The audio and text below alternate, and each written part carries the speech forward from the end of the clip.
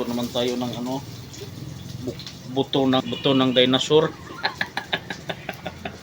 Oh, kasi hindi pa natunaw yun, oh. Pan pa. Matunaw lang yan mamaya.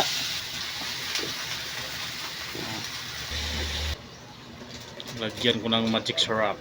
Mamaya to lagyan ko ng tuyo mamaya. Mamaya lang, ha. Takpan natin ito muna mga kakwi para matanggal ito mga kakwi, no. Hindi pa nahiwalan eh. Tapos ko na ito lutuin natin kasi wala kaming ulam eh. Ito lang. Pa natin muna mga kakwi. Ito mga kakwi, nilagyan ko na yan ng magic syrup. Ito lagyan ko naman ng tuyo para mamaya to. Kunti lang tuyo.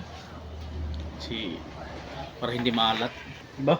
Tapos mga kakwi, takpan naman natin to ulit para malumambot ba, diba? Ito hindi pa ito nag-frozen pa, pero mamaya paunti-unti na siyang nakuan sa init, diba? Kana na ito mga kakwi, bakbo ng kuan to, bakbo ng manok. 135 ang kilo yata to. Oh, 130. Yan, ito lang mga kakwi, kasi wala tayong pira. Dito lang tayo sa mumurahin, no?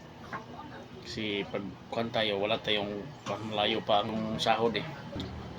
Takpan naman natin uli mga kakwi, ha. Ito, ilagay na natin tong ano, sili atsal to, oh. Tanggal sa amoy konti, no? Diba? Makulay ang buhay na. Sarap to mga kakwi, diba? Wow.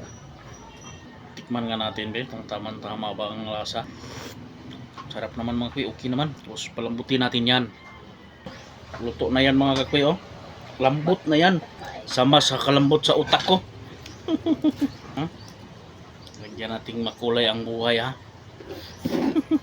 Tapos na yan mga kakwi. Luto na yan, oh, lambot. Sobrang lambot na yan. Wow, sarap.